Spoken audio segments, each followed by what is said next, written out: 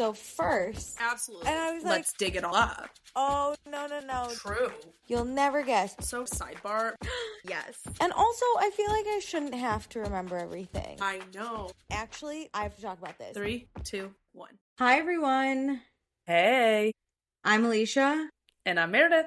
And this is Also Podcasts. We made it through the heat wave. That's what matters. We made it through the heat wave. We made it through this week. We're pumped. Life is good because it's summer and we're enjoying it the most we can. Bad because we're humans that know what's going on in the world and it's just like exhausting to have a job. But it's fine. It's fine. Let's focus on the positives for an hour, shall we? Let's focus on the things that we do to enjoy life, watching loads and loads of TV. Okay, before we talk about all the TV we've inhaled this past week, check us out on Instagram, TikTok, YouTube, and Patreon. All the links are in our description. And please be sure to rate, review, and subscribe. Okay, Meredith? Give me a small celebration. There's lots to celebrate. Okay, great. I'm ready this time. Okay. Yikes.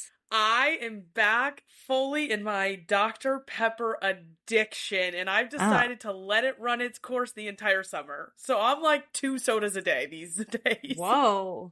Both Dr. Pepper?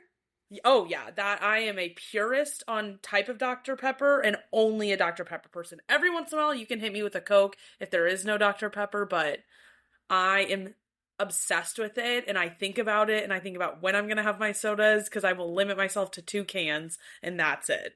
Can I tell you something? Yeah. I've never had a Dr. Pepper. You're missing out. I when I'm in my full, the height of my addiction, I, think about it so much, and I'm so obsessed with it and everything. I really don't drink soda, and Dr. Pepper is just, never. I think as a kid, the carbonation was always really spicy for me. I called it, it was just spicy. I grew to love, a ginger ale or a Sprite, but even that I, don't do for fun. Yeah. If it's there, I'll maybe do it. But there's something about brown soda that I just... It doesn't do it for you? I get that. It just breaks... I don't think I've ever tried. But I got scared. I think Dr. Pepper would be too much for you because it has the tagline of the 23 flavors, and it's very zesty. It's not like straight cola. It has something else to it, and I'm obsessed with it. Oh, I don't love. My problem was normally I take cans from work because obviously we are going to take everything we possibly can from our offices, but I only go in between 2 and 3 times a week. So that was curbing my obsession with it because I had a limit. And you can't put 50 cans in your backpack. That's crazy. No, I just take too max heavy. 2. Yeah, that's the thing. It's the weight of carrying it home. I'm like, no. But then I let myself over 4th of July buy a case from the grocery store, and I have never been the same. living. Yeah, I'm flew so too close happy to the for sun. you. So happy for you and your 23 flavors that I've never tried. I don't necessarily think I've had Coke before and it wasn't bad. I've had a rum and Coke or something. It's just not, there's something so freaking me about brown soda. It doesn't hit for you. I get that. No, it's just that. I just can't look at it. I think it's so weird. What makes it that color? I don't even know, and I don't like it. I don't love like exactly what it is. I've worked with Dr. Pepper as a client before, and they try to give me the dirty sodas, and I was like, listen, I love your product so much. Stop doing that stuff to me. Let's take a minute to talk about how disgusting dirty sodas are, because I've recently had one, okay? I'm not a big soda drinker. I don't love carbonation, so that's my thing. But I'll have a Sprite occasionally. And then my work did this thing one Friday when I just happened to have to go in the office because I had something later that day. I normally don't on Fridays, but I had something later that day. So I went into the office, and in the lobby, they had a dirty soda pop up. And I was like, oh my God, I've never really had a dirty soda. I'll grab one. It was Sprite and the coconut creamer and some strawberry stuff. I don't know. Oh, the stomach ache I felt 2 sips in.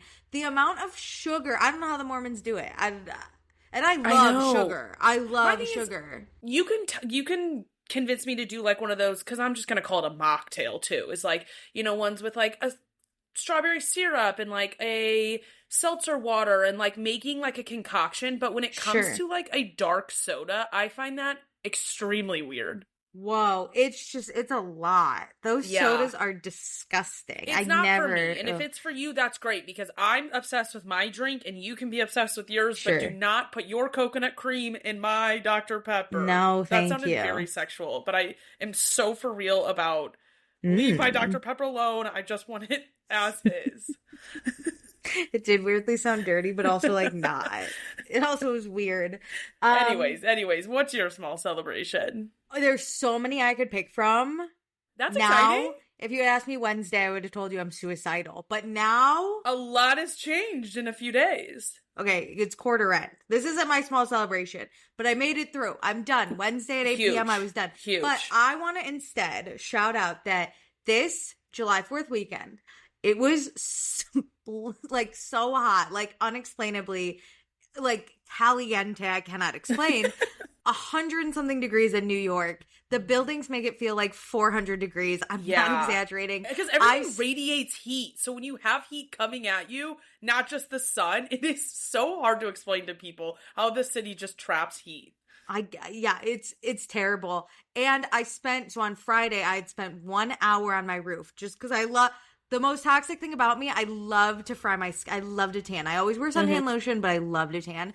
I came into my apartment and I considered calling 911 because I thought I was going to pass out. And I'd been drinking water all day. I had poured it on myself. I was it was so hot. But Saturday, I went to my friend's parents' pool. Ooh. Game changer.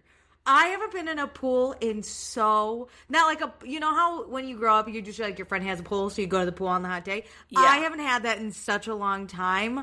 Holy shit. Boy, does I was it outside hit. the whole time, drinking, eating a hot dog. Like, it was, you know what? Fuck America. I don't care. But that pool, I'll celebrate you any day to get in that pool. Sure thing.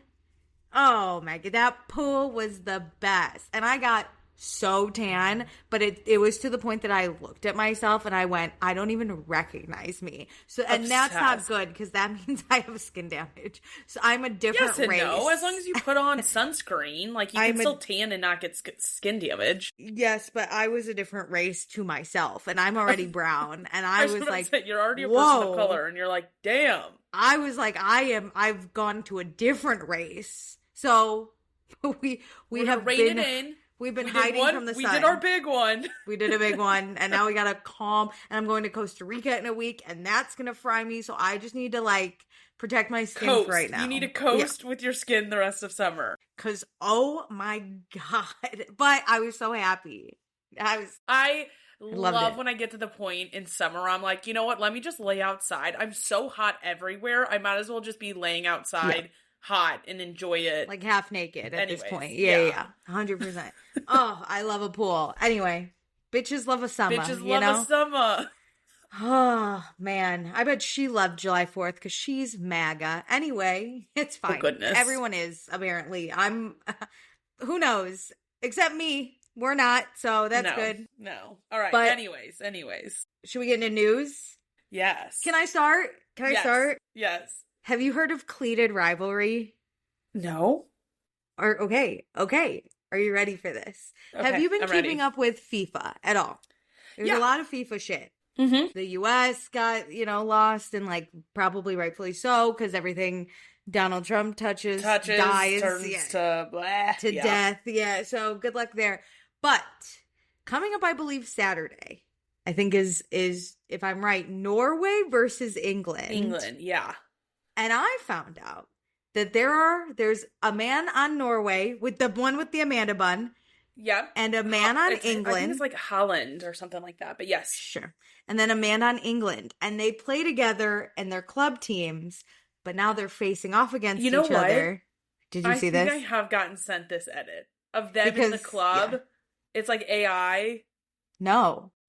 Oh, you haven't seen the club scene that people edited? No, I see them on the soccer field. Oh. Just always you're in real hugging life. each other. Oh, yeah. I haven't seen them in real life. Oh. Friend of the podcast, Jill, I think, sent me the club scene from Heated Rivalry with those two.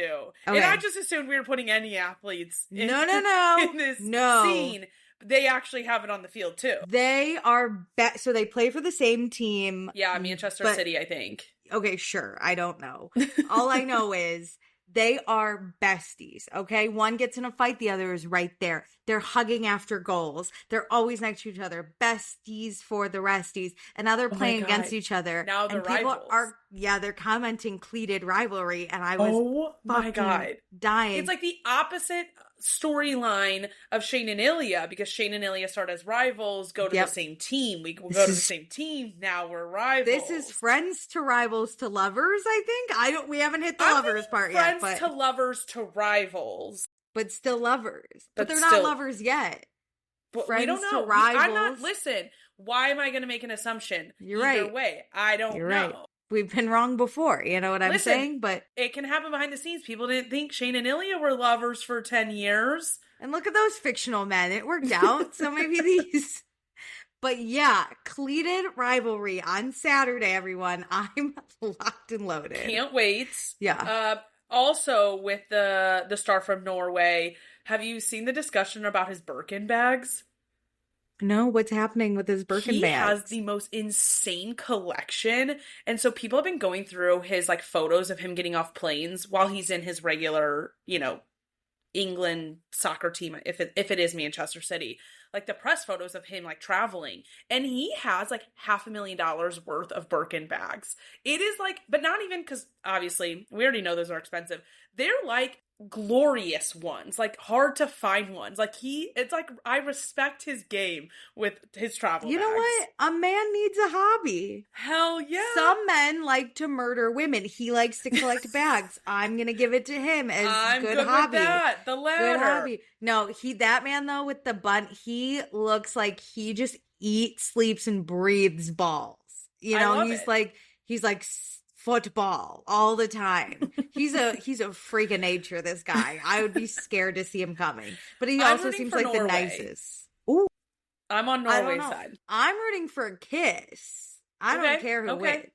I just like that they do the little Viking chants. Like I'm on like Norway is the underdog compared to England. So like you gotta always root for the underdog. I'm also sad because a lot of the teams I was rooting for, I think I'm the kiss of death, have fallen out. Mexico, I'm heartbroken. Brutal. Broken. I understand root for the US. Not really my thing. No, sorry. I wasn't. If it was a women's team, I'm in. But always. Don't really care. But I was rooting for Mexico, so I was like, that's my American team, because we're all American. And I was like, I'm heartbroken. I was rooting for Brazil. I was watching some Brazil games with my friend who's from Brazil. I have a friend from Germany. Wasn't really rooting for them, but they lost, and I was like, brutal out here, you know?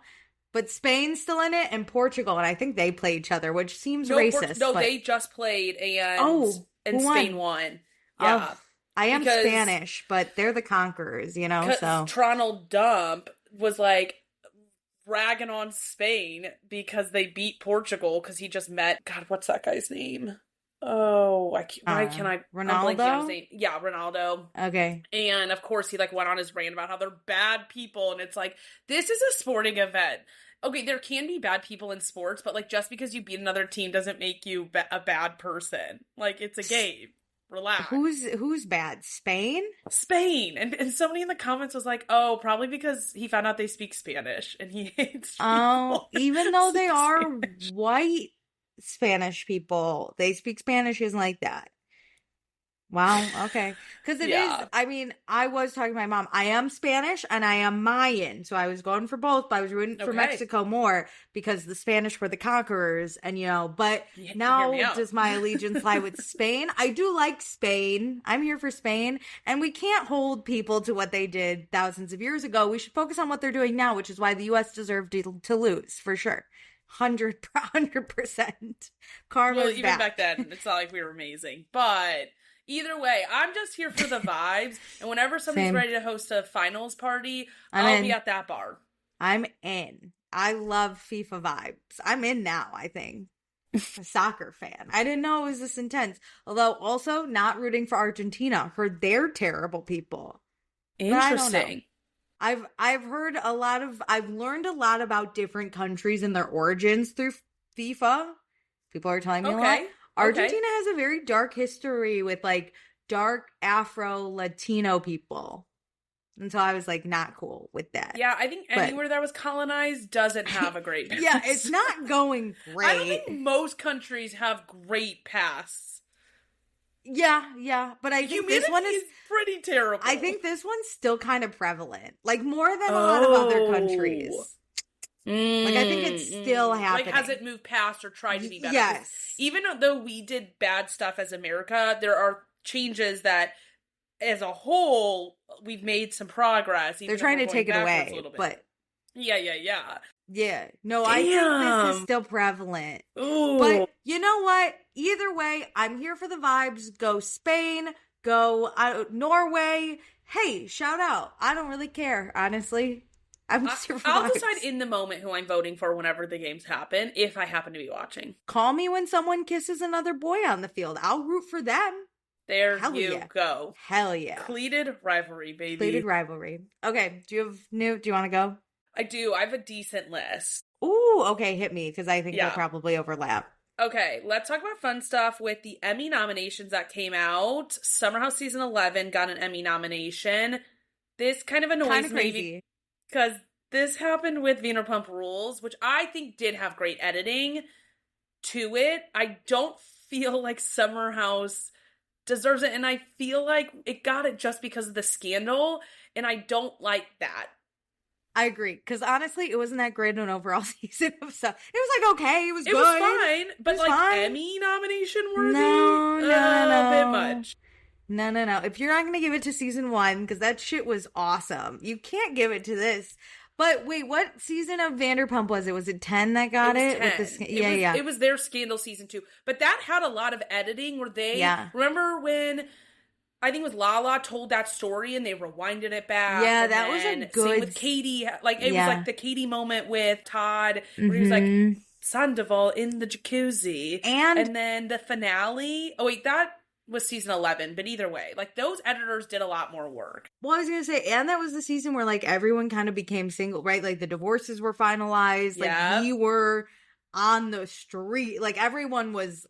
let go out of their cages for this season. Yeah, and then there also was a scandal. Like it was, and the way the scandal was set up where like it was happening and we didn't know made the editing extra awesome. Yeah. Never forget Ken. I can't believe Tom Sandoval. Was in the hot tub with Raquel. Like that was crazy because we were still going, is it though? Is it a thing? I know. That was great. This was... the scandal, sure, but honestly, it was like a relatively dark season of Summer House. I know. Like, what the show was doesn't deserve an Emmy in my mind. I think if there was a season that got an Emmy, season 5. Season 5 does it for me in the, like, craziness that was the pandemic. It is season a 5 time capsule. Was nuts. Yeah. Season 5. Or was it season 6 when Paige started dating Craig and then him and Austin came and they had a bunch of fights? Remember Lindsay and Sierra and then Danielle through the glass? That was... I think that might have been 7. Yeah. Okay, that but either way. Wherever the Austin of it all came and the Craig was there, that was a great season too. Yeah. This was fine. That might have been 6, yeah. I don't know. Season it doesn't matter, 6 was really. it doesn't, yeah. But yeah, I don't think 11 does it for me personally. But you know what? Who I think does deserve an Emmy nomination? Ariana Madix and her Love Island hosting. Yeah, she does great. She's a great host. She is. She's really fun. Yeah, this was a great, I think move post Vanderpump. I think she rightfully, she got it because of the scandal, but I think she's actually a very good host. I don't want her hosting reunions, but put her in charge of the show for sure. Because for some reason, it's really nice to see someone like in their 30s telling these 20-year-olds what to do, because it makes me feel like, okay, we have some sort of direction. But then like she's able to act and pretend like all the kissing is not disgusting. So like good for her. But she also gives like the reaction faces of being like, love it. She's in for the drama, which is what you need out of a host. Hell yeah. And everyone respects the fuck out of her, which is also good. Yeah. Very true. 10 out of 10. Good for her. Well, staying kind of with that Summer House Bravo world, did you see that Mother Hubbard went off on Queens of Bravo recently on Threads? Feuding. Every time I open up Threads, I see another feud between them. I know. Ooh, what did Queens of Bravo do? They posted a clip for the next episode of In This City, and I think that was this week. So I think that was episode like 7 or 8. We're not there yet in our rewatch, but they posted a clip and they put a description with it, shading Lindsay for how room assignments went down on the group trip. And then Lindsay commented on it. Ooh. And then they deleted the post and reposted it and changed some of the language. And then Lindsay recommented and was like, oh, did you delete this? So my comment went away. And they were like, no, we corrected the language anyways. And Lindsay, on a separate thread, put out that if your whole entire page is to take down one person, like, you are a cyberbully. And that made me question, like, our page, because I throw a lot of shade at people. And I was like, I do agree with that. If you're only attacking one person and, like, never getting off their neck, and you can never even find something positive to say about them, like, that's crazy. Because even Amanda, like, I say positive things about her still on In the City, because everybody has positive things and negative things. But that would bother me as a star. So has Queens of Bravo always been after Lindsay? I haven't tracked it, but I guess Lindsay feels that way, at least. I just don't. Okay, I'm blinded by Lindsay Hubbard. I love her so much. I'm willing to say that. However, there's a lot of, especially in recent times, ways that I don't even see how you have your foot on Lindsay's neck at this point. I know. Like, she's doing great. What are you talking? What are we mad at Lindsay for? You know what I mean? The funny thing is somebody was commenting about the drama, being like, and this isn't true, they were making a joke, but they were like, I've never seen Queens of Bravo and Danielle in the same room together. And I was like, that's such a funny joke. That's awesome. Lindsay's enemy is the one running this account, because they do praise Danielle. They are obsessed with Danielle. Really? I didn't know this because I've never looked at their account so closely. Like, I will see things of theirs, but just like, I'm not reading into it. Yeah, no. I'm not like looking at every single thing they've ever said. Yeah. So, like, certain things find me and I'll be like, oh, like that comment. Like, I agree with that. Or even if I don't, I'm like, whatever, moving on. I guess Queens of Bravo is also our enemy, because I'm a big Lindsay Hubbard stan. So no, I'm a recent Lindsay Hubbard stan. I will still shade her when I see fit. Which is never. There is no one off limits. You have your list of people you're like, I'll ride till the death, but you would still critique them, obviously. I mean, Sheena Shea I critique constantly, and I love her so much. But like, but also, like, what are we ragging on Lindsay for? No, I'd love to know, like, what we're mad at her at. Well, we'll get there in like 2 weeks, I think. I can't wait. I can't wait to watch this scene. It made me want to go watch it and like catch up, but I was like, no, I got to trust our process, and I can't look into it early. I'm fascinated because now, are we cyberbullying? Because there are people personally that I'll never get off their necks. But I don't think we're taking the time to constantly post about how much we hate them. And also, it's an occasional when I thing. Critique someone, I give a pretty thorough analysis of why I have the opinion I have. Yeah. I'm the opposite. When I critique someone, I'll say, I'm just a bad person and I don't like them because, period. But I know that that's shitty of me. And then no one else can be like, that's shitty, because I'm already like, yeah. I just hate them. But also, a lot of the people we constantly dog are terrible people.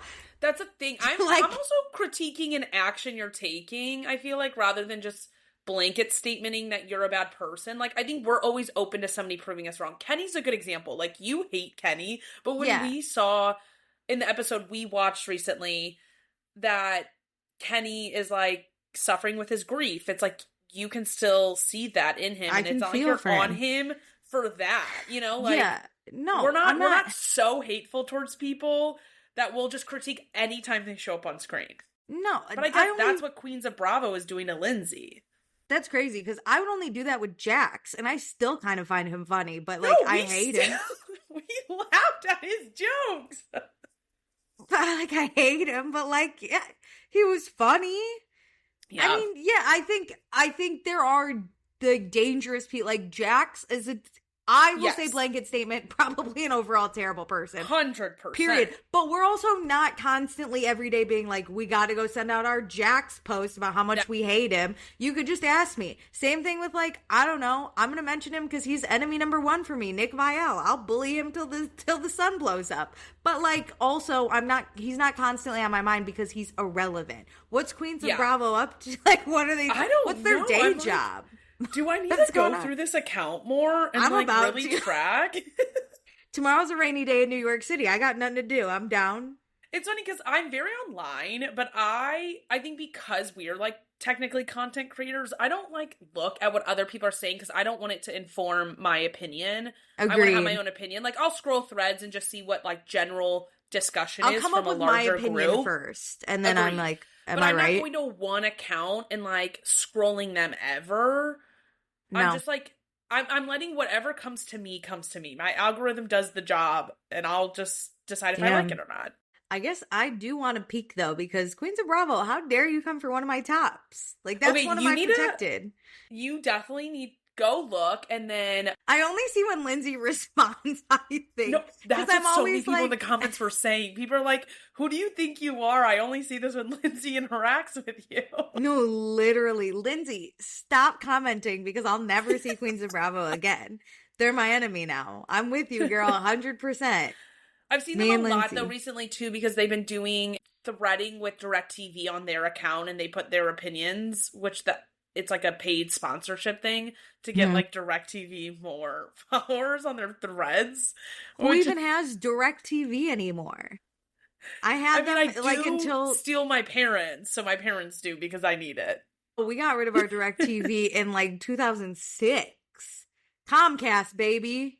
This is alleged. Don't come after me, DirecTV. This is a joke. Alleged joke. Okay. Say all the things. Me and my sister make my parents continue their DirecTV because then we use the logins to watch everything. And my parents are like, oh, I want to do what you do. And I'm like, no, we can only do what we do because you do what you, like, you have the account, baby. You can't cancel that. No. You know what? Our parents were dumb enough to get looped into cable forever, and now I reap the benefits. Not sorry.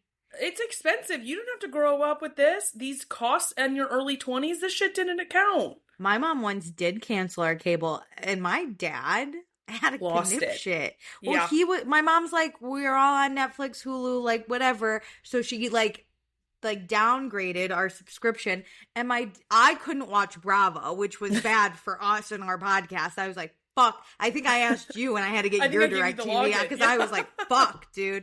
But no, my dad was pissed because he couldn't watch that bar rescue show that he watched all the time. Oh my God. His like hunting fishing shows. Obsessed. Or he also really likes the show where there's like drug traffickers and the police catch him at the airport. Yeah, so my dad was pissed, and my mom had to go and reinstate. We're keeping these niche channels alive with our cable subscriptions. He was like, you got rid of the true TV? Satellite. Are you fucking nuts? No. 100%. Oh my God. Okay, anyway, I have Comcast. Shout out. Love it. Moving on to more beef in the internet world. Ooh, beef. MomTok is blowing up. Have you been seeing this? Oh my God. I'm so sick of these women. I'm so sick of them. I can't. People are commenting that they think it's fake, and I'm like, I don't care if it's fake or not. I hate how online they get while they're filming, and then like 6 months later, we like watch it go down. I don't care. I don't care if it's real, fake, scripted. Shut the fuck up. I don't care. I just don't like that Taylor Frankie Paul calls the other girls bullies when it's like, I hate bullying being misused because in order to bully someone, there has to be a power imbalance, and Taylor Frankie Paul has a larger audience and has more of the power. Mm-hmm. They're mean girls. You can say that all day long, but they're not bullying you. Taylor Frankie Paul, I cannot stress this enough. Get offline. Bro, you have a lot to deal with. You look nuttier. I'm trying to help. I've been watching TV a long time, girl. Please get offline. Please. I cannot. I'm over it. I'm over this sob story of Taylor's being bullied and all the girls are against her because she's the leader of MomTok and not them. Who the fuck cares? Who the fuck cares? If I right now go, hey, I'm the creator of Toaster Strudel, is everyone gonna fucking come after me? Who cares? The actual creator of Toaster Strudel would be like, they're a loser and move on. But Taylor Frankie Paul, you cannot just like live a day of peace. It's the craziest thing. Yeah. Who cares? Also, MomTok, who the fuck cares who started it? No, I'm actually gonna go into my friend group this weekend and be like, I'm the creator. This friend group. Who cares? I'd be like, well, now you're kicked out, so enjoy. Like, what are we gonna say? Okay, it's the craziest thing to be mad about. It's the craziest thing to be mad about. It's not even like, okay, fine, be a little mad, be a little like annoyed. People are making TikToks without you or whatever, but like to spiral on the internet every time somebody makes a like slightly shady TikTok is crazy. How do you have the time and energy? It's a joke at this point. I'm gonna start saying I'm the creator of MomTok. Should we change our bio to that? This is a joke at this point. Like, if I was any of the other girls, I would constantly be like, I'm the creator of MomTok, just because I know I'm not, and that's the whole fucking thing. When Whitney, like, claps back at it, that's funny. I find it so funny, because Whitney created her video about being the quote-unquote creator of MomTok. Hilarious. Because Taylor Frankie Paul changed her bio. On or like, whatever, I don't even know what platforms, to say that she was. And it's like, this is dumb. Whitney's being funny, shady. Taylor's being serious. No, 100%. Officially, this podcast, creator of MomTok. Creator of MomTok. You're welcome. You're welcome. So, she's nuts, dude. Welcome. This girl, oh my God, she drives me nuts. The worst part about being the creator of MomTok, Alicia, is we're going to have to learn how to do TikTok dances. No, we don't. We actually just employ them to do the TikTok dances, but we created it. Yeah. We're the silent partner or like creator, and there are employees. We're actually the government, so I don't know what people. You could say any like mayor of MomTok here. Start that. Co-mayors. Like what? Who cares? Whatever. I hope she like sends us a cease and desist for this. Like, who cares? This is so dumb. Anyway. Agreed. Can we move on before my blood pressure gets too high? Do you want something even more dumb or something fun? Both. Whatever. Dealer's choice. Let's do dumb. Harry Jowsey is getting a dating show. Oh, I hate this. Can we move on to the next thing? Are you fucking kidding? What? He's been on them. Is it on like the Unwell network? Because I'll lose my marbles. They're going to definitely be producing it, let's be honest. I think it's with Netflix, and it is basically like he's the Bachelor. So I gotta watch this guy who is not a good person from what I've heard from his past exes date a bunch of other women. It's gonna be like watching Nick Viall. I won't. I find it... Okay, fine. Bad people exist. We watch a lot of reality TV with bad people. I hate dating shows where people aren't interested in actually dating someone, having a long-term relationship, pursuing an engagement, marriage. I don't think you should get engaged or married on the show, but like that should be your goal. It just seems pointless to have so many dating shows that are such failures on a grand scale. No, literally no one finds love on these fucking shows anymore. Okay? And also, can we give up the idea of like one person dates 20 other people? Agreed. Are we done? Are we done swapping spit with the same person for 4 weeks? Like, can we move on? Why are we, like, lifting one person up as, like, the prize? I always found The Bachelor to be, like, somewhat abusive-ish, because it's like, you aren't allowed... You're literally not allowed to do anything with anyone else, but I'm allowed to do whatever I want with this number of women, and you just have to be okay with it, and then I get to dump you. Like, and when you're not okay with it, I dump you. That's crazy, right? I've never been a Bachelor person. I've always been Bravo. At least Love Island, they all get someone-ish. Because then they, like, pit the women against each other, not just in the dating. They make them sit down and have the most uncomfortable conversations. Because if you told me that there was a dating concept where, let's say the lead is a guy, they find 4 different people to matchmake him with, and those people live in different places, they don't interact with each other, and he goes on 4 different dates, fine. It's the having to live and talk to each other about the shared person you're dating all the time. You know what you just described was MTV's Parental Control, where the mom and the dad both pick someone, and then the ex-boyfriend had to watch it. That was good dating show. It was not super the ex, fake. it was the current. Or the current, you're right. The current had to boyfriend. sit there. You know what? Though it was well needed. So that's what, bring back good dating show. Bring back Next on MTV. Bring back Next. That was a show. And my favorite part of that show was the people getting off the bus got to 3 different facts that were the most outrageous things you could ever describe about yourself. It'd be like, Alicia, 31, likes to pick her butt, always is like smacking dogs in the butt. Like, it's the craziest shit that like you would put on there and be like, huh?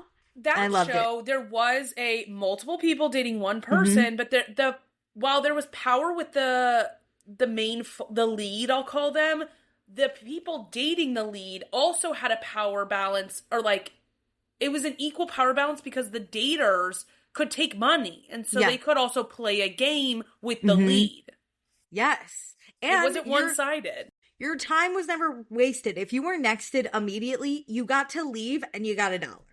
Very good point. It turned out fine. Oh, so Harry Jowsey, I will not be probably watching, but I'm sure I'll see it on I'm going to wait to see what the trailer looks like to see if I'm going to hate watch it, and I'll report. Hey, I'm going to guess. Whatever he ends with, it won't last 6 months. No, that's my guess. What will piss me off the most is if the show ends and in present day they're not even together. That's exactly what'll happen. We'll see. Okay, great. I hope I'm proved wrong or whatever, but I won't be. Okay, another new show, which I think you'll like, is Summer House Canada. Did you see that announcement? I saw this. I, for a second, was like, is this real?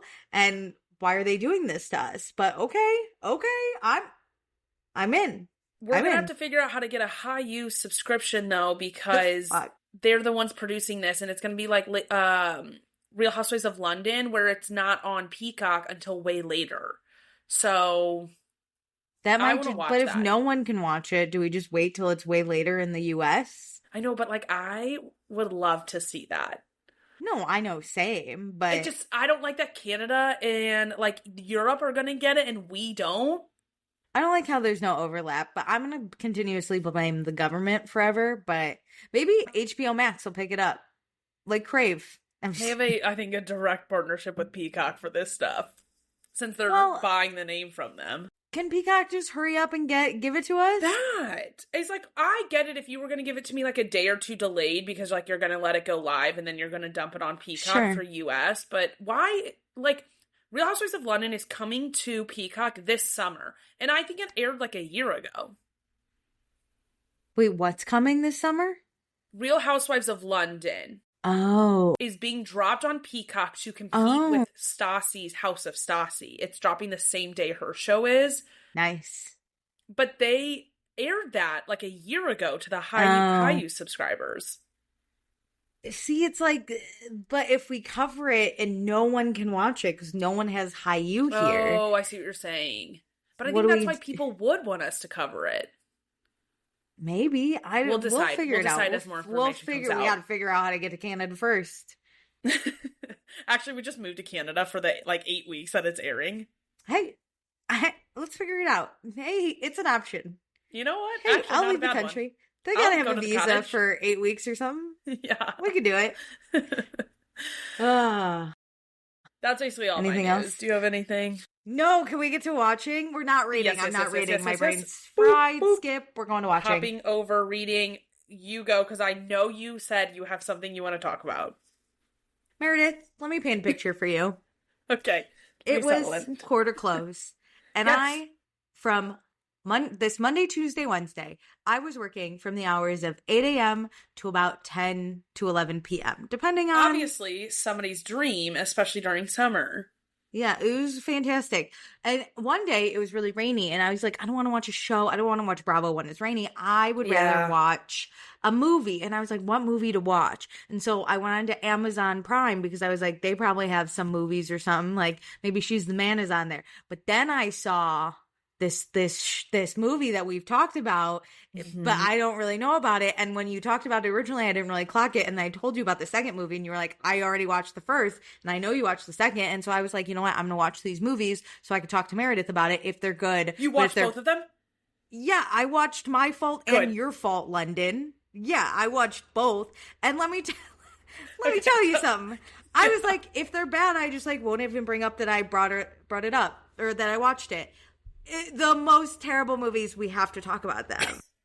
But like, it's like good bad where you're like, I must discuss. I think I missed something because I'm half working and at one point I was like, why is there a driving gang? Okay, so I'm going to try to describe to the viewers what this is about. Please step in at any point. No, I'm going to let you run through the entire thing in your perspective and I'll tell you that I'll fill it in after. Okay, I'm going to do the first movie first. Yeah, okay. Let's do it in different movies. Sure. So there's this girl, Noah, who is clearly played by a British actress, like so beyond clear because her British accent kept coming out. But in actuality, the character is from Florida. So Noah is leaving her boyfriend and best friend behind because her mom is now together, dating, married, I don't know, to this guy in London. So they're moving to London, where her mom's originally from, and they're going to move in with the new husband and the stepbrother, right? Mm-hmm. Which, yuck, but okay. So we moved to London. Noah meets her stepbrother, Nick, and Nick's a dick. How have you never met your stepbrother? Because the parents are married. But Florida to London is like not that crazy of a flight. No. And how did the parents get married and they weren't both at the wedding? Exactly. Hello? Okay. First plot hole, just want to say. Nick's a big fucking dick and she hates him, you know?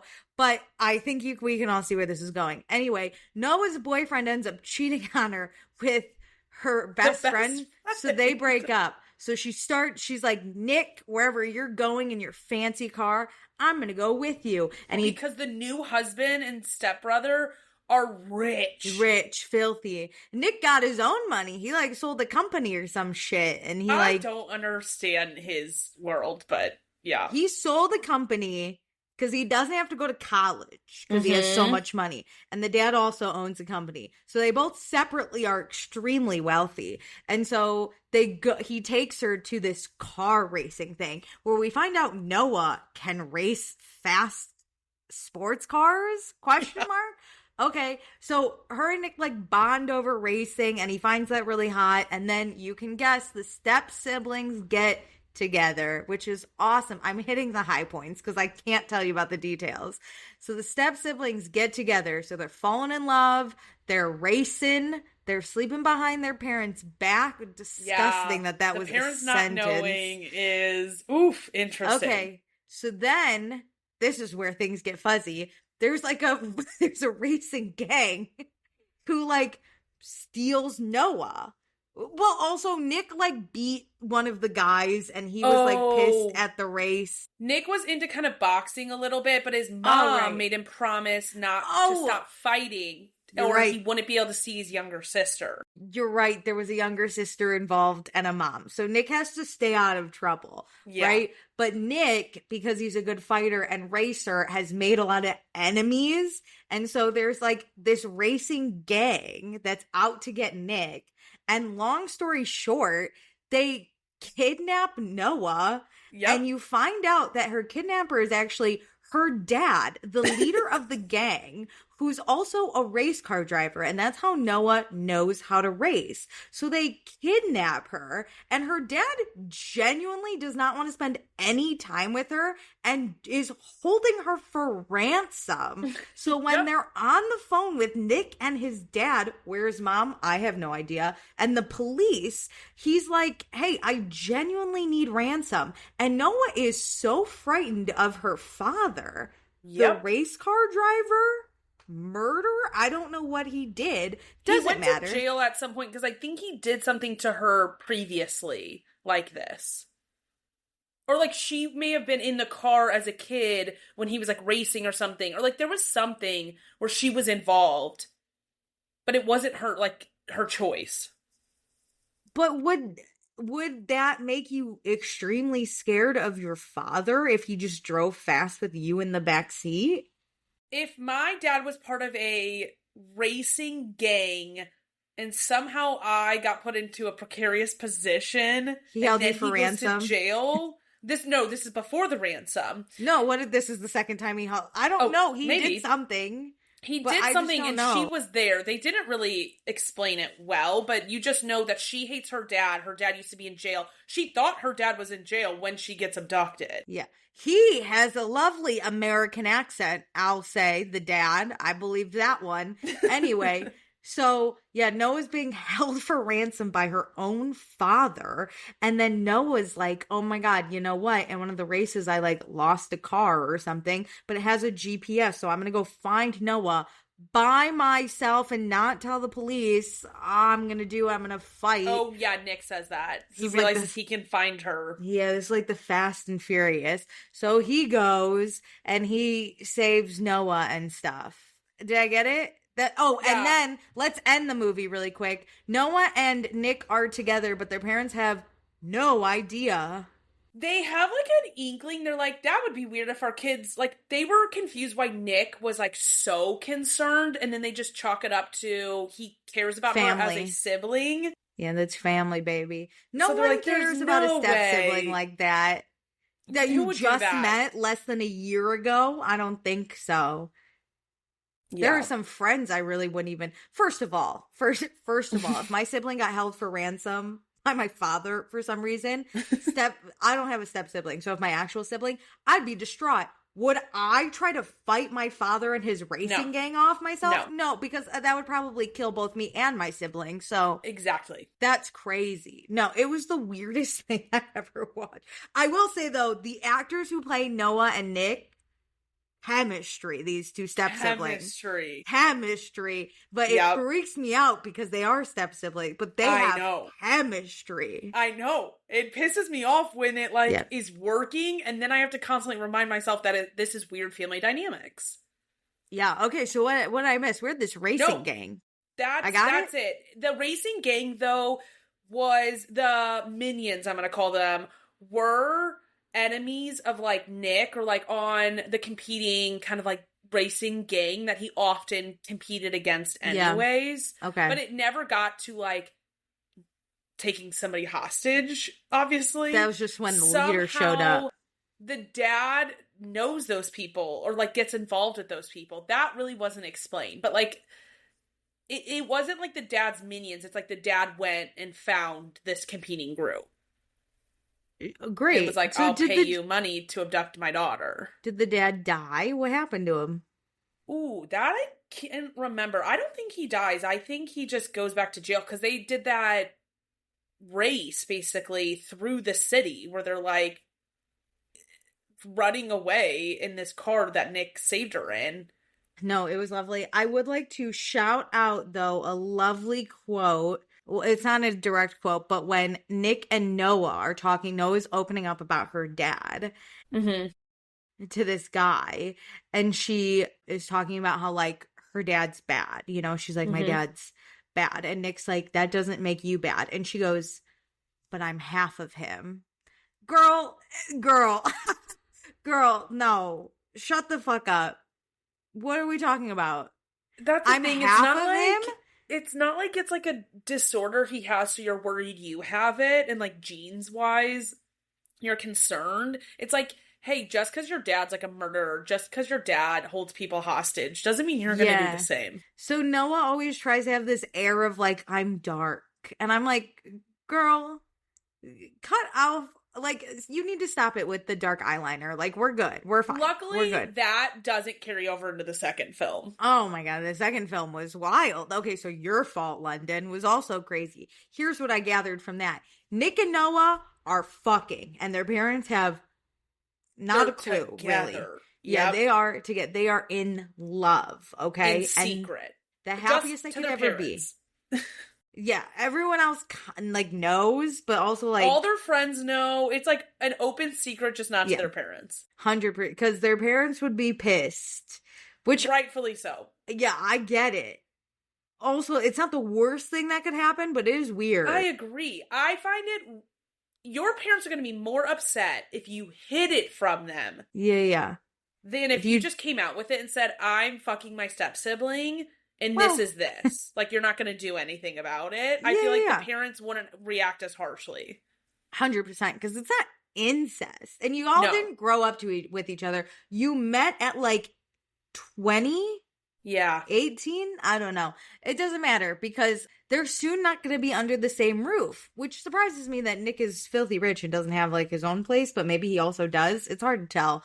I think he didn't. Well, I don't know why he didn't in the first movie. He might have been moving or something. I think they discussed at the beginning. Like, he was there for the summer or something. And then I think he stayed because she was under that roof. So then they could basically live together. Well, she's going to Oxford now, okay? Because everybody in London goes to Oxford. That's the only college, I'm pretty sure. Anyway, so she's going to see our friends from Maxton Hall there, okay? They're all in the same class, and we're very excited about that. But yeah, so she goes to Oxford, and this is where Mom gets an inkling that Noah and Nick are a little closer. Doesn't matter. So then Nick is dropping Noah off, and then when he's leaving, he runs into Briar, who has weird history with Nick that I still honestly can't really explain, but that's okay. Great. And so she befriends Noah because obviously. And anybody who has history and is an ex of somebody, now we have to become best friends with the new girlfriend because we have to be weirdos at all times. 100%. Even though we don't even know what Briar's issue is with Nick, honestly. And then we also have another friend named Michael, who's really into Noah. But if you remember, Noah's dating her stepbrother. So Nick is busy because he got hired at his dad's company, which seems weird for someone who's filthy fucking rich. Yeah, and I don't understand that. Sold an app. So why would you work in like consulting? You can just seriously working for his dad's company, like suit, tie, and all. No, not he's just like taking fucking around helping them out with like, taking a paycheck from your dad's company. He's taking this very seriously. He cannot fuck up this job. You would think he's going to be homeless if he fucks up this job. 100%. You would think that he came from such a poor family, like trying to like make it big. He takes this supporting so seriously. 4 dependents. Yeah, no. He's an app creator, so I don't know what he's doing in consulting, but hilarious. So he has to like sign a deal with this hot girl, right? They're working with him and his dad. Or like, it's her company, I think. Sure. That they bought, or somehow, he's working with this hot girl. That also, the business stuff not really explained. Yeah, so him and his dad are working with this hot girl, and of course, because Noah's away at school and Nick's really taking this job seriously, they're not hanging out and talking as much. So, like, long distance. Noah's whatever. But to hang out more, Noah goes to one of, like, the press conferences of this company. Okay. And the mom picks up on vibes because she's like, why would you come back from Oxford for this press conference? So she's like, you and Nick better break the fuck up. And so they don't because they're in love. But then when they're playing tennis with this hot blonde, Noah shows up and she's like, Nick and I are dating because she got all jealous. Well, because the dad's trying to set up the coworkers, which is also weird. So unprofessional. So what company does this dad run? Like, I understand if one of Nick's friends was like, this girl's hot, like pursue her, but the dad trying to put them together? Business together and you're like, they should date before the business is signed? This is an HR violation in many different ways. This is crazy. Also, don't pimp out your children. Stop this. Yeah, it's weird. Your children should never date anyone in your eyes, okay? Stop this. Don't set your children up. You should have a big hand in it, that's for sure. No. So dad now knows, and he's furious. Pissed. Oh, man. He's like, what if this got out to the press? And I was like, listen, sir, it's not like they're actual siblings, though. And also, y'all, the chances of them knowing who Noah is, who's not a part of your company, are like slim to none. Okay? If they would have taken the course of, if this had been leaked to the press and we didn't know and we were caught off guard, the secret of it being leaked to the press and we weren't the ones who knew, I wish they would have taken that angle, because I feel like they should have leaned more into that this was a secret, not the press is going to have a field day and our company's going to blow up, because that's just not true. This would be one headline and then we would all move on. It was strange. Anyway, so Noah storms off because the dad's like, y'all gotta split up. The dad threatens them. He's like, I am going to fire you from my company. You're gonna have to drop out of Oxford. And I'm like, oh my God, this is actually a little bit too harsh. I think dating your step-sibling is weird. However, pulling her out of college and whatever about Nick because he has his own money. Sure. But like, he's like, I'm gonna destroy your whole life over this. I'm like, okay, maybe that's a bit of an overreaction. But also, you're not my dad. What are you fucking yelling at me for? Mom, what are we doing here? He is the one funding everybody's life. Okay, Mom, step up Real and be dad like, no. Is in jail. Well, if I was real mom, I'd be like, hold up. You're not... We can punish them, but take them out of college is crazy work. True. Like, why are you literally going to blow up my entire daughter's life over this?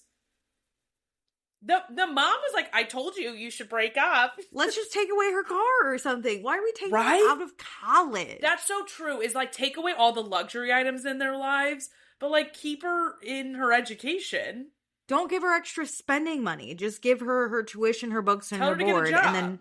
Yeah, this was so crazy. Make their lives hard so they have no time to spend together. No, honestly, it was ridiculous. So Noah storms out of there, and then the hot blonde comes back, and she's like, what'd I miss? Okay, weirdo. Yeah, because hot blonde still doesn't know she has no idea. Nick is dating Noah. So Nick and Noah decided to stay together, but they're gonna be secret about it again. Doesn't matter. Not only are they still dating, but they're like, we're gonna double down on our secret life. Yeah. Even though all of the Oxford friends know about them and all their other friends know about them. Okay, so this is where we have a bunch of side stories too, because there's also this race happening that Nick's best friend bet his gym that Nick's gonna like win a race. But, like, Nick promised... He needed extra money. The friend needed more money to buy an engagement ring, I think, for his girlfriend. So he leveraged his gym. He placed an insane bet. Yeah, so Nick has to race, even though he promised Noah he would never race again.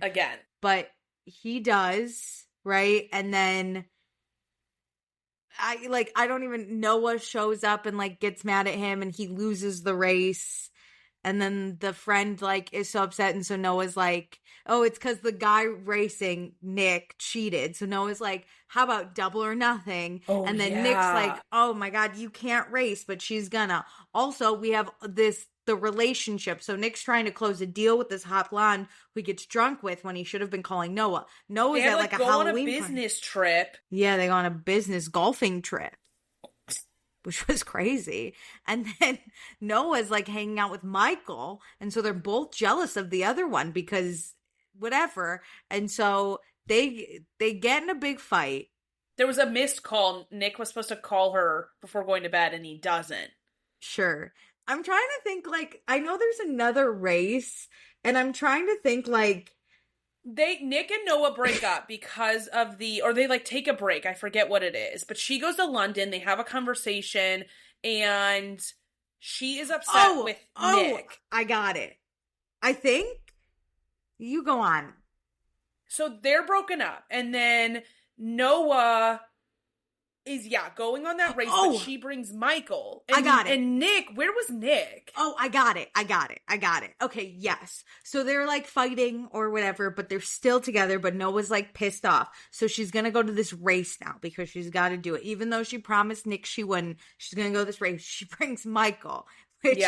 Shout out Michael. Michael's like, how do you know this like underground racing ring?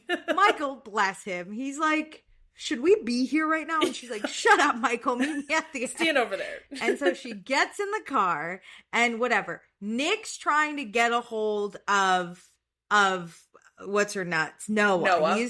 He's trying, but then because Nick gets a call from the guy in jail who abducted Noah in the first movie. Yes. And it's like Nick finds out that it is a setup, but Mhm. Noah doesn't know, isn't answering him. So then Nick hops on his motorcycle. Wait. I gotta tell you about it. Back up. I gotta tell you about this. Yes, wait. The guy in prison calls Nick, but Nick is trying so hard to get a hold of Noah that he answers the phone and goes, Noah? And doesn't look at caller ID, which cracked me up. And this guy's like, hey, Noah's gonna race. And Nick's like, oh, I gotta go stop her because it's a setup, as you said. So he hops on his stupid bike and he enters. First, he drives up and he sees Michael there and he's like, oh, you gotta be fucking pissed, kidding me. But he's like, she's here. I gotta go get her. So then he joins the race and he's driving. The other thing to note is because it's a setup mostly because they know Noah's gonna beat this driver, this other gang member. Yeah, because Noah's a better driver than this gang member. But the gang member's ego is so big. He's so big. She's not gonna beat me. She'll never beat me. So Nick's like, now Noah's in front. She's doing great. The gang member's in the back. Then she looks in her rearview mirror and sees a guy on a bike and just knows it's Nick. And so Nick's in the race and he's like, Noah, pull over. This is all while they're driving 160 miles an hour, kilometers an hour. Forgive me. So he's like, Noah, pull over. And she's like, no, get out of my way, Nick. And so he rides his bike in front of her. She's able to brake without hitting him. Impossible. Shout out. So then this guy with the giant ego passes her and is like, I'm gonna win. But the setup is they put out there's men set up to put out spikes. And so the spikes go out and this guy hits it and he crashes the car and Noah and Nick are just like, wow. And Noah's like, oh my God, I can't believe it was a setup or whatever. But then Nick's like, I told you, I knew it was a setup. And she's like, why the fuck didn't you tell me then? And he's like, because I was trying to protect you. And she's like, don't you see I would have never shown up if you had just told me it's a setup? And then massive miscommunication this entire movie. That is so unnecessary. And then Michael shows up. This is my favorite part. Michael shows up and he's like, hey, are you okay, Noah? Because that's crazy what just happened.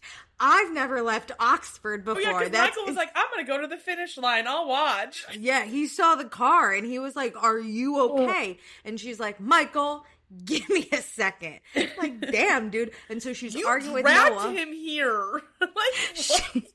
She's arguing with Noah and he's like, oh, Nick. Noah's arguing with Nick. And Nick's like, I'm worried when my girlfriend wants to fuck another man. And Noah, loud as can be, goes, I don't want to fuck Michael. And I was like, Michael is right there. Poor Michael, man. Also, we don't have to scream it from afar. We should just tell him up front, I just want to be friends with you. Michael maybe didn't also want to fuck you, but you really had to draw a line in the sand, huh? Publicly. So then, that poor guy is don't just ruin his credit. He just showed up to the underground driving gang. He was here as a friend to you, and you're just dogging him like that. And you know what? Michael does want to fuck you, but not anymore, I guess. Jesus. And then she's like, Nick, we're breaking up, and she leaves with Michael. She drives, obviously, because Michael's really shaken up from this day.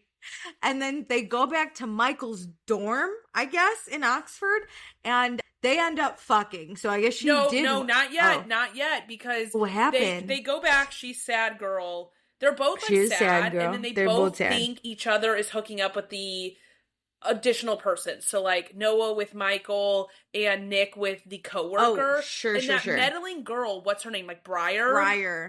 Answers Noah's phone and says that her and Michael are getting along. You know what? And there's a company party somewhere. There's the company anniversary or something. There's a company gala happening. And so Briar meddles with Nick and Noah and tells them that they're with the other person. And so at the company party, Nick dances with the coworker. The coworker kisses him because the coworker does not know he's dating anyone. Not even that he's dating Noah, that he's in a relationship. So she thinks she has a chance. I kind of feel bad for that girl. Her and Michael were the true victims of this movie. Yeah, but at least Michael knew Noah was in a relationship. That's true. Coworker has no idea. No clue. Nick is flirting with her when he's in a relationship. You're right. So they kiss. And then Noah sees, loses it. Yeah, obviously. And then Briar comes forth and is like, I have history with Nick, but we don't actually know the history. I guess they dated at some point? It was like a He broke fling her and she heart. wanted He broke her more. heart. And yeah, she's like, this is what happens when he breaks your heart. Absolute Okay, blah. Briar. Okay, girl. So then they're really sad, the both of them. And Mhm. so, yeah, because now Noah's not friends with Briar, she goes back to Michael's dorm. And this is when sad girl fucks Michael. Which is not good. Michael's Poor thrilled. Also, Michael, why did you agree to that?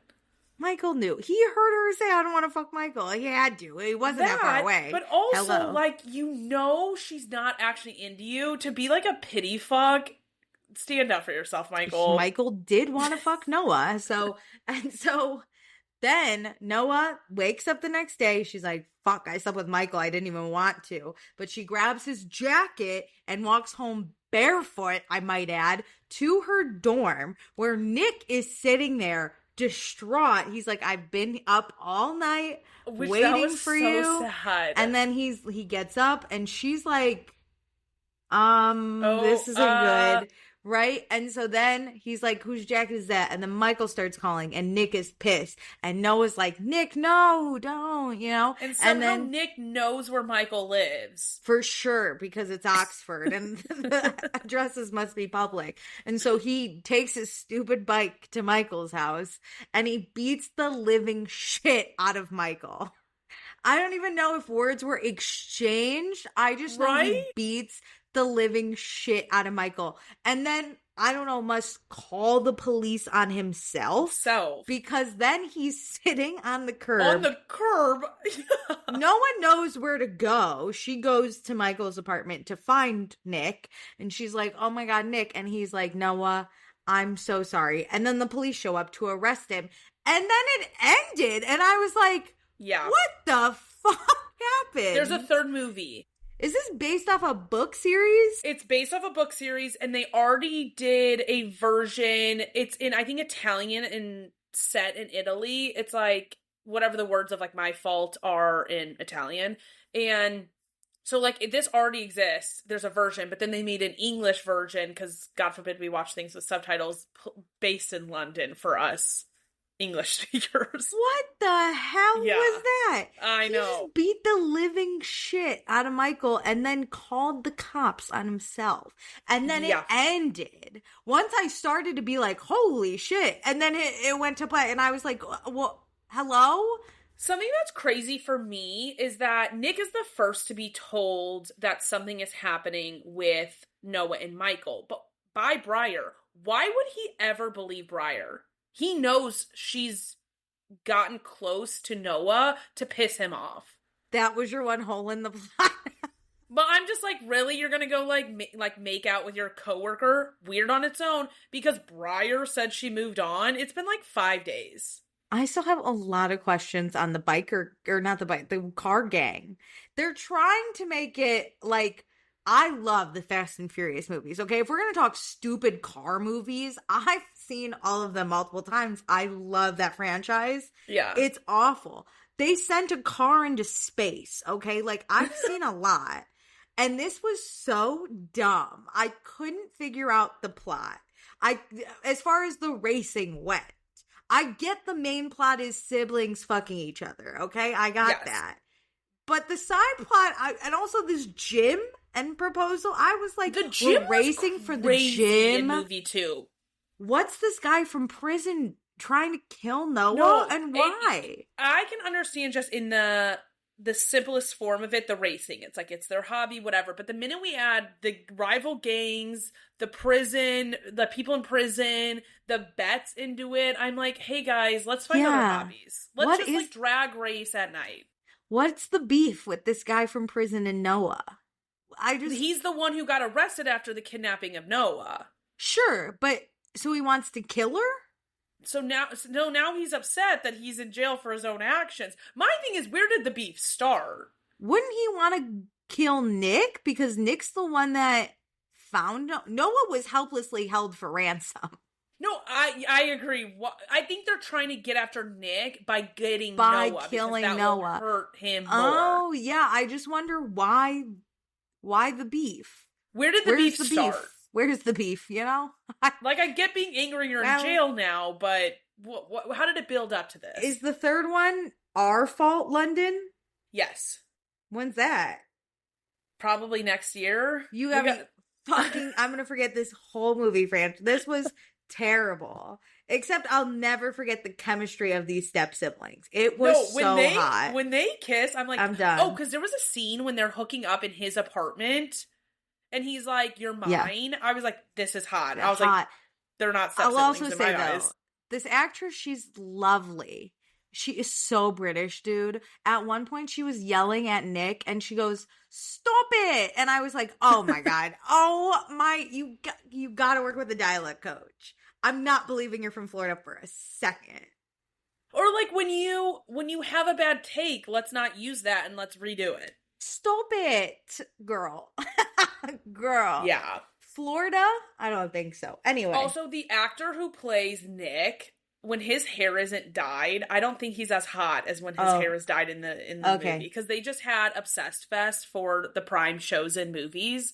And I was like, whoa, these you don't look hot to me. You look way hotter when you're in your movie character. I miss when Oxford was for Maxton Hall. Prime really loves Oxford, dude. Prime. Next thing you know, the off-campus crew is going to go to grad school at Oxford.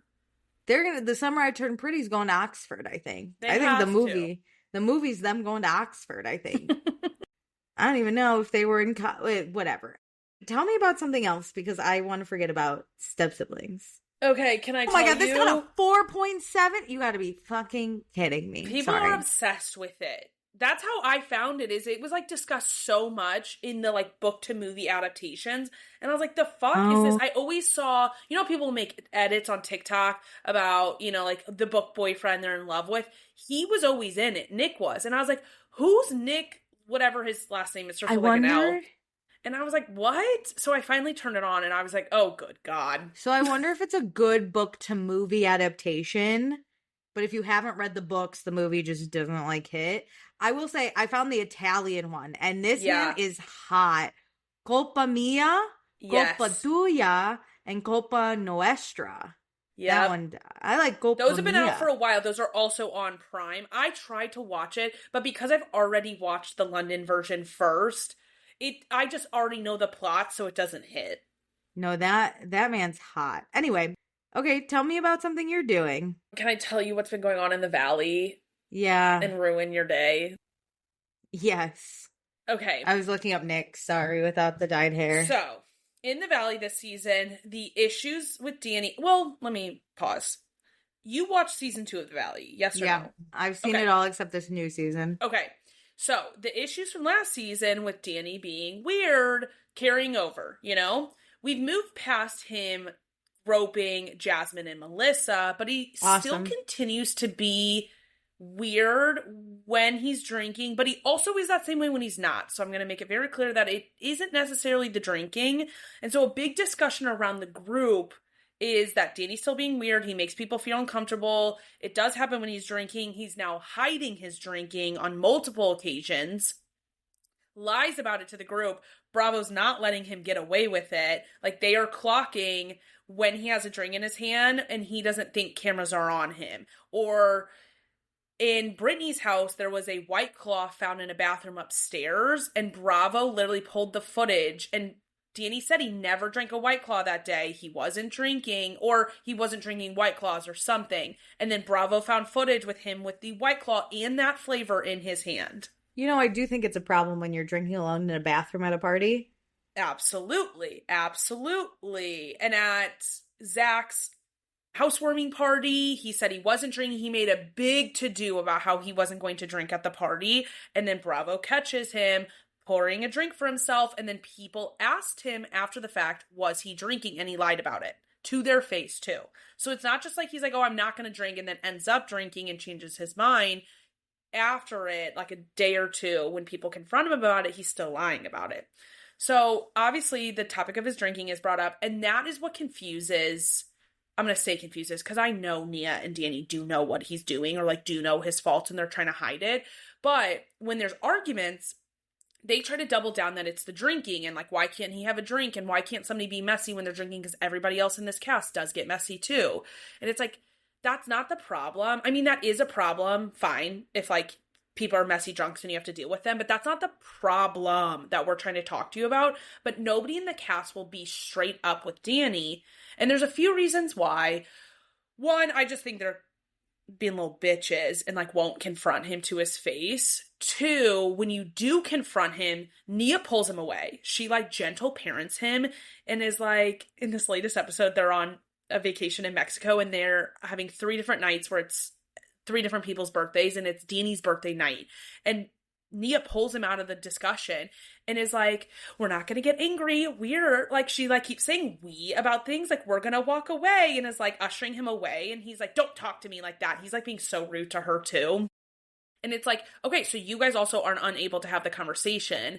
And then 3, when they do have any type of discussion, it's like all of this yelling. And it's like, we're not getting to the point. And Danny gets so angry and is so rude and then starts attacking people instead of just listening to what's happening. Because Lala is the one fighting a lot of this battle. And I hate that I'm on Lala's side, but like, you got to give credit where credit's due. Yeah. She's the only one who's saying it to his face. And then he attacks her and is like, basically making fun of her like traumas and triggers and stuff like that. It's like wild. That is nuts. This man is like halfway like insane, I think. He's just an evangelical Christian, and then he's like talks down to his wife all the time, won't help with the baby, yells at her if he's like, she's not giving him attention, and he's giving the baby attention. He like was telling her she had to have sex with him for his birthday. She's like 4 months postpartum. The baby's there on vacation with them, and they have like their nanny there to like take care of it, but she's breastfeeding full time. The baby will only breastfeed, will not take bottles. So she's like exhausted. She's like trying to film, trying to do all this stuff. I think it's horrible that she's like, you know, downplaying her husband's behavior, but still like she's dealing with that. Like it's like to the extreme of everything she does have to deal with, whether right or not. And then he's like, make sure you like bang me tonight because it's my fucking birthday. It's so insane. Ew. Yes. Can we get, or do we want to get her out? People are very much like, we tried to like be on the side of Nia last season, and she doubles down and like gets so upset with other people who are trying to also care for her in this situation. And it's like, oh, like you're a part of it. She's lying in current press. She's lying. She lied on Watch What Happens Live that he wasn't drinking all this stuff and like spinning things. And it's like, no, we all saw what happened. Like Bravo pulled the receipts on you and you're lying to Andy's face. And Andy didn't call her out. It was so annoying. Aren't they done with the Valley, these two? I don't think so, because how else are they going to support themselves and their 4 children? This is not good for... No. Because you can only care as much as the person in it. Exactly. And then you gotta like not. Yeah. It makes me sad for her. Like I don't want to hate her, but I have a feeling 100%. When I watch it, I'm going to get angry with her.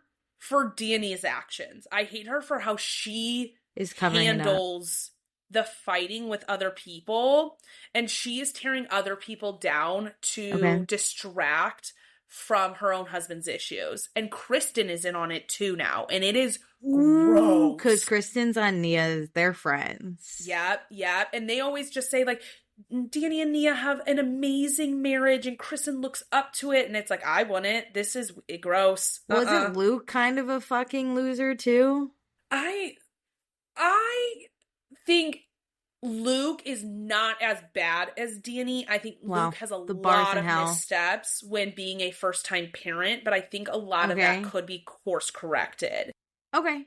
And I think he's gotten better over the season. I think a lot of people disagree with me that he is better at talking about his emotions and things, and he is getting dismissed, and people are mad that when Kristen brings up her emotions, he brings up his too, and how he feels, and they're like, Kristen's postpartum, like, you need to take care of her, but I'm on the stance of, like, if he feels like he's being dismissed in his emotions, he should be able to say that too. Okay, yeah, I wasn't sure. I saw at the beginning of the season how people were really disgusted. Lot of issues. Yeah. Because I think both him and Danny, like, weren't, like, kind to their wives who are both postpartum. Yes. Yeah, that's rough. Luke is more helpful than Danny is on just a parenting basis. And I hate the word helpful because it's like, you're a dad. You should just be present. Helpful's Luke crazy. is a present parent. Like when they're traveling and he's like attentive to it. He gets sidetracked, I will say, easily when they go on trips. Because I think in his mind, he's like, we're filming. This is fun. We have a nanny. Like, they're the person to deal with this. But Kristen will be like, yes, but we need to get her settled and the nanny settled. And then we can go have fun. Whereas he's like, oh my God, we're at the hotel. Yeah, I'll go get a drink with the guys. And Kristen's like, whoa, focus. And they'll be like, you're right. Focus. And then he'll do that shit.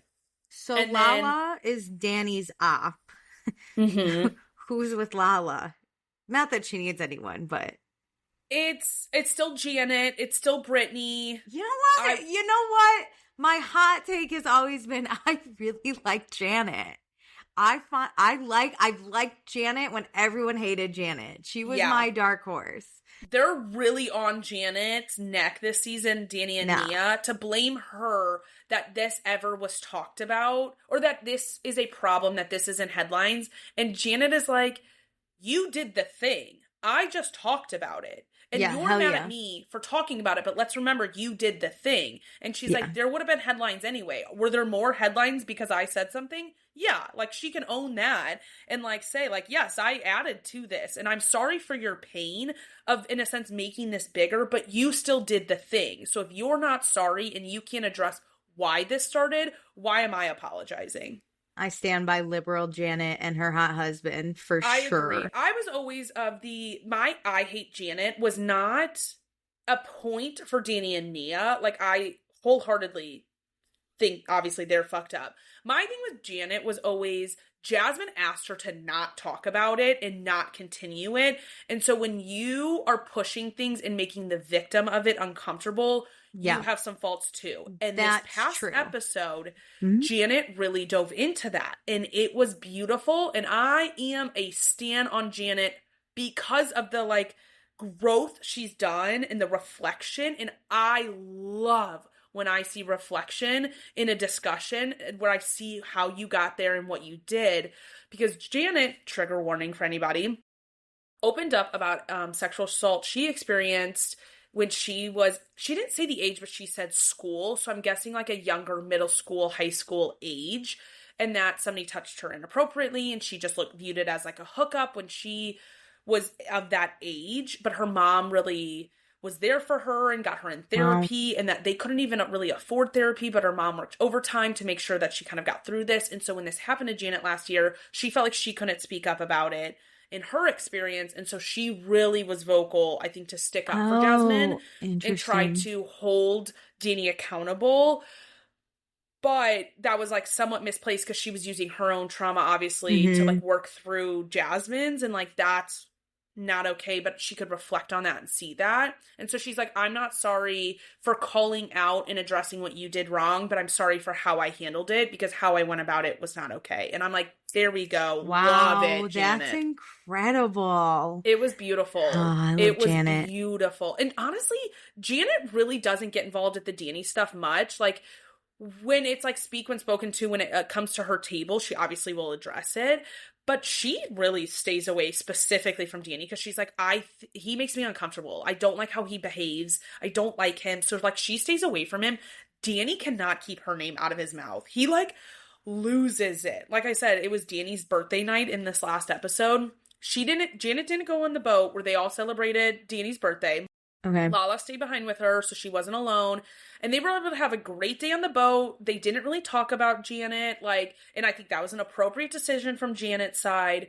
But then it was their last night, so when it came to the dinner, Janet did come, and Danny, loses it. Like, what, though? That Janet exists? It's my birthday. I should be able to celebrate my birthday. Okay, Stacey. Also, bitch. You're like a 50-year-old man. Oh, wait, ready? You're on a show with Janet, dude. You're gonna have to film with Janet. What are we talking? Okay. So obviously Danny's hammered. Him and Lala get into it. Nia body blocks him. It kind of dissipates. Nia's very upset of somebody attacking her husband. I just got to move past that because that just is a point. So Kristen calms her down. I really hate that whole no one's gonna. attack my husband when, like, it's your husband who has a problem with other people. And, like, let me tell you something. I ever get a husband, he better be sure to handle himself, because I'm not going to waste my time. If I have an issue with someone and then they go for my husband, I'll be like, no, this is you and me.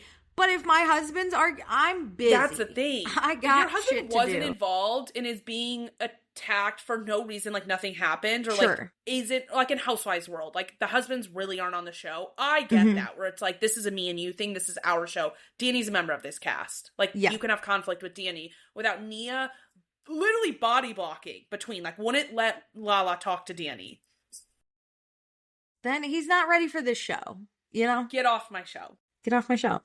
So Nia's on the side, upset, and wants Danny to just go back to the room with her because he's hammered. And I understand her, I don't agree with it, but wanting to control the situation and gentle parent that man. So she's trying to get him to leave the dinner so then he doesn't say anything that makes it worse, obviously, and he won't leave. So Nia's crying on the side and is just like, why? I just want my husband to leave. I just want to go back to our room. I want to, like, nurse my baby. I want to go to bed. We have to get up at 5 a.m. Like, she's stressed out with this stuff and other stuff. And Kristen is, like, calming her down, like, has her go back to the room.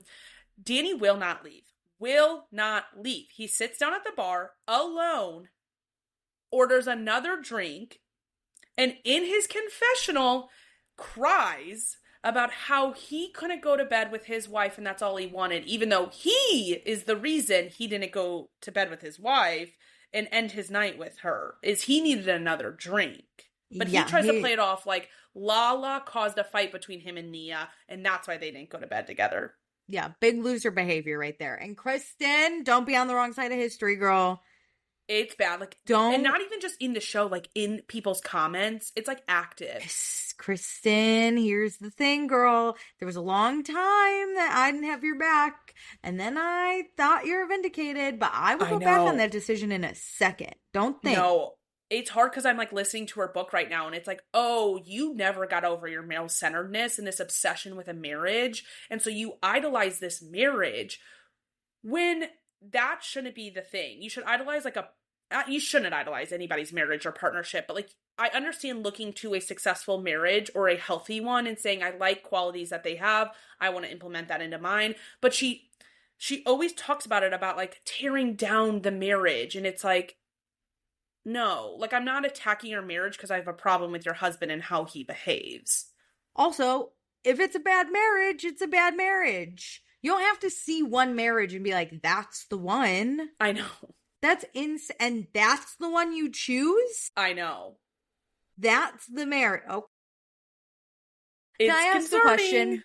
Yeah. Just on this. What happened to Zach's head? I saw I got hit with something and he had a bloody... What came out of nowhere? I sent a voice memo about this. Yes. What was that? Okay, so on Zach's birthday night, because this was the episode prior, they're in Mexico still, and for Zach's night, they get I'm going to call it a party bus, but it literally was one of those hop on, hop off buses. Well, I like those. So they like rent that, and they are like partying on it, and their majority of the group is downstairs because I think it might have started raining in the enclosed part. Zach and definitely Jasmine and maybe like 2 other people are upstairs, and a bird poops on Zach. And so Jasmine, they're standing up and Jasmine is cleaning off, Zach's like shirt. And as they're standing up, a road sign smacks Zach in the head and literally takes him out. Okay, I saw that. A road sign. It road looked like, sign. Okay, because people were really on Threads, were very upset that production did not like warn Zach. But it was moving. I don't think they could have the road sign was moving? No, the bus was moving, and it's like they're just standing up. Like, things are just happening because they're like cleaning him up. It's like our focus is obviously on cleaning him up. That they weren't like looking where the signs were. Was it one of those like road signs like over the road? Yes. Because it didn't hit Jasmine because she's short. So also, and production didn't get hit by it either. Because they were on the opposite side. So in the hop on, hop off, there's those 2 sides. Yep. Jasmine and Zach are on one side of the rows of chairs, and then production's on the other. And so on Jasmine and Zach's side is where the road sign was like overhanging. Jasmine's too short to get her head hit. Zach, because he's standing up, if they were just sitting, never would have hit them. Yeah. But because he's tall, right on the top of his head. Can I tell you what it looked like from someone who wasn't watching and just saw that clip? Everyone was so mad at production. It looked like one of those stage lights fell and like smacked him. No. And I was like, holy shit. It was such a freak accident. Rocked. He gets rocked. Which, Alicia, that was the first time, not the incident of him actually getting hit, but everything that followed is the first time I have had fun watching The Valley, because he gets hit and he is like freaking out. Everybody's freaking out, obviously. So they're like very bleeding from his head. And they're like, they go kind of cameras down, but they're like giving the like footage of the like feet, you know, and then it goes dark. They get him down to the bottom thing. They have like ice and stuff on his head. The poor bus driver is probably like, please don't sue me. Oh my God. And Zach is like, everybody has to go to the club still. I'm going to meet you out. And then he's like, wait, can we just get a doctor to come to the club to stitch me up? And obviously production is like, no. So he forces everybody to go out. And also, you've been drinking, sir. I know. I know. It's gonna be crazy. But half the people are like, I kind of don't want to go out, but I have to do it for Zach. So Zach goes to the hospital, meets them at the club. He makes it out. Oh, so he didn't sue the poor driver? No. Okay. But he has to wear this like bandage around his head. But oh my God, I really thought it was like a production light went flying at him. Because I was just like, what the fuck would hit him and not Jasmine? But even it makes sense if somebody saw the sign, I don't think they would have thought it would hit him. You just don't think the height of things is like right. You just have to assume that it's tall enough. But also, when you say duck, no one ducks. Everyone looks to see. So even if someone was like, Zach, smack. 5 seconds worth. If okay. So the question remains, should I eventually watch The Valley? Should I just binge it? I think no. It is like so dark and not fun to watch, but I'm not a quitter because I fucking pull quotes every week. I won't give up. I will say the new edition of Lacey, which is Jesse's girlfriend, I am obsessed with her. I love her because she sits there and every time Jesse does something that annoys her, like she calls him out, but like she doesn't do it publicly. Mainly it's them two together. He'll say something like this week. Michelle approached Lacey and was like, when you and Jesse cuddle each other and kiss, it's just hard for me to watch because he never did that stuff with me. And so Jesse had also heard this separately from Michelle, and Jesse was like, deal with it. Like, you were in a relationship and I had to deal with it. Like, you're just gonna have to get used to it. Like, I'm in a relationship. Did Michelle ask them to stop? Yeah, which I do think is a bit too much. Like, I think you do have to just, like, suck it up and deal with it. It sucks. But, like, Jesse, his delivery is always wrong. We're like, he's just so rude about it. Where Lacey was like, hey, let's ease up for the next few days of vacation. I get it. If we're at like a group dinner, we're going to hold hands, might give a kiss. But when we're around each other 24/7 on vacation, that is tough. So she was like, let's just ease up a little. And Jesse's like, no. And she's like, don't talk like that to me. And she's like, you know what? If you're going to talk like that to me, like, I'm going to walk away. Like, she literally is always like puts him in his place, is like, you're not going to do that in front of me. And he's like, okay. He's like, you're right. I got to respect Jesse a little bit though. Cause if my ex because they hate each other, Michelle and Jesse, they're in a good spot though right now, I will say. Doesn't mean that they still don't kind of hate each other. 100%. And if my ex was like, it's making me sad, can you not hug and kiss? I'd be like, no. I am on Jesse's side in the idea of it, of like, I shouldn't have to hold myself back. You never Lacey. did. I get what Lacey's saying. Lacey doesn't want issues. Every time Jesse talks about Michelle, like I didn't actually watch What Happens Live, but they were the guests this week. Lacey literally was like, okay, that's enough shade. Like, let's stop. Like, we're done. Okay. Like, she is actually such a good person to not just tear Michelle down because they could or something. Yeah, but let Jesse have his moment. Yeah, she like lets him do little and then is like, all right, we're done. That's enough here. In that weird situation, I could imagine myself being all three. I could be like, hey, could you not kiss? And then I'd be like, I'm definitely going to kiss. And then I could also, if I'm the girlfriend, be like, I think we should stop kissing a little. I know. I like where they're at because it's not pure spite anymore. There was a lot of, like, obviously built up hatred on both sides. They obviously have their issues. That's why they got divorced. But this is a conflict I like to see where it's like, no, that's there's funny. an issue. It's, like, called out. They're annoyed. We have an annoyance section, and then we, like, try to, like, solve it. You know, like, Honestly, Jesse and Michelle have sat down this season and had a good talk. I might have to watch them just on vacation because I would fucking die. I would do that. For once, Jesse being like, I'm going to keep kissing. That's funny because I don't really like Jesse, but that would crack me up. Actually, okay, those are the episodes. Because I think there have maybe been 3 episodes of them on vacation, and that will summarize majority of the season because the issues with Danny are heavily talked about. Nobody really talks to Danny except for Lala on that last night. So the last 3 episodes are what you should watch. You know I can't do that. You know I'm going to eventually watch the whole season. It's probably going to be while I'm at work and I'm going to feel depressed and it's going to happen. I think you should watch the vacation episodes, decide if you're annoyed by those, you're going to be very annoyed by the rest of the season. Because there's no fun. There is nothing fun happening except for the vacation. I think I'll do it while I'm at work, but I'm not going to do it yet. Because when's is the show almost over? They've taped the reunion, so I have to assume it's ending in the next 2 weeks. Okay, because they didn't like a reunion finale on the next time on, so I think there might be 2 more. I do like a reunion. Okay, well, I'll decide when I decide. Okay. Wow, what an exciting episode! We really had details to get into. Yes. A lot of traumas going on. A lot of dark things. Well, I would say hooking up with your step-siblings just weird, not so much dark. Yeah, but being abducted by your dad in a car gang. Hilarious. What are you talking about? Anyway, okay, I think that should be our episode. We end on a happy note. Don't forget to do all the things I mentioned at the beginning of the episode. And with that, love ya. Thanks for joining. Bye.